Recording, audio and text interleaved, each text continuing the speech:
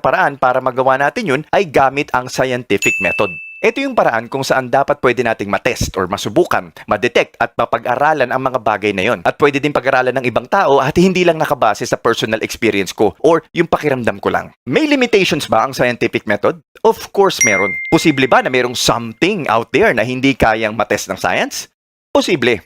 Pero hindi ko i-spend yung buhay ko at magpapauto ako sa isang relihiyon or paniniwala para sa isang what if.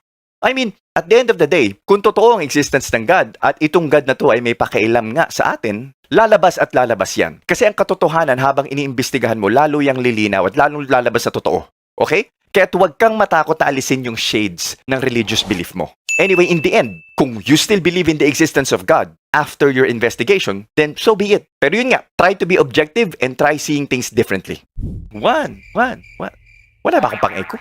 Alam niyo ba tong Bible? Pinakamahalagang libro. Dapat, di ba? Dito nakalagay, supposedly, ang pinaka-importanting message para sa lahat ng tao sa mundo. Pero hindi siya malinaw at nakakapagtaka at nakakainis na iba't iba ang interpretation at way ng pagbasa nito. Merong ang Biblia daw ay kasaysayan or history ng mga paniniwala sa God na kinuha sa iba't ibang religions sa lugar na yon, nung panahon na yon. Yung iba naman sabi ang Biblia ay libro ng mga alamat or kwentong bayan na hindi dapat basahin ng literal. Yung iba naman sabi ang Biblia ay mga istorya na nagpapakita ng power or kapangyarihan ng God at kung ano ang tama o mali. Yung iba naman sabi literal daw na dapat sundin ang Biblia as is at walang mga matatalinghagang meaning na dapat pang pag-isipan. Bible daw ang ultimate authority ng lahat ng katotohanan sa mundo.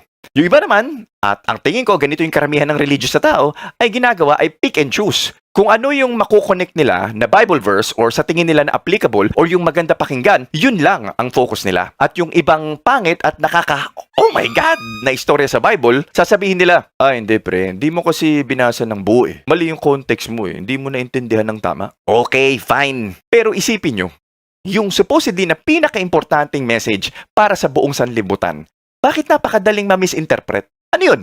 Pampa-excite lang ni God? Para may thrill? Contest? Ano to? Guessing game? Eto, simpleng tanong sa mga religious dyan. Kaya ba ng isang all-powerful, all-knowing God na magbigay ng malinaw na instruction sa lahat ng tao sa mundo para once and for all matapos na ang lahat ng kaguluhan ng iba't ibang religions? Kaya ba? Either hindi niya kaya or kaya niya pero ayaw niya gawin. Pwede din na wala naman talagang God or any gods na nag-i-exist in reality. Kaya hanggang ngayon, after thousands of years, puro palakasan pa din ng boses at sigawan ng mga pastor, pare, mga religious leaders, pero yung mga God na sinasabi nila, it's still just in their imagination pa din. Number 2, the Bible Kamot Ulo Moment. Alam niyo bang hindi natin alam kung sino sumulat ng karamihan ng nasa Bible? Yung unang 5 libro pa lang. Genesis, Exodus, Leviticus, Numbers, and Deuteronomy. Yung ibang Christians naniniwala na si Moses daw ang sumulat. Pero yung mga nakasulat about Moses as galing sa salita ng ibang tao at hindi ng mismong tao na yon. Third person kumbaga. At meron ding nakalagay doon na tungkol sa pagkamatay ni Moses mismo. Paano niya nasulat yun kung patay na siya? Karamihan din sa mga scholars sabihin, nasulat daw yung mga unang libro ng Bible around 6th century BC. Kung ganun, daan taon na yun mahigit after na sinasabi nilang nabuhay daw si Moses.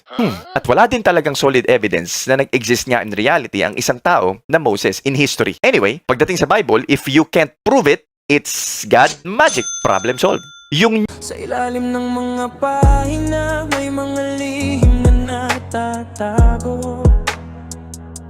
Mga kwentong sinulat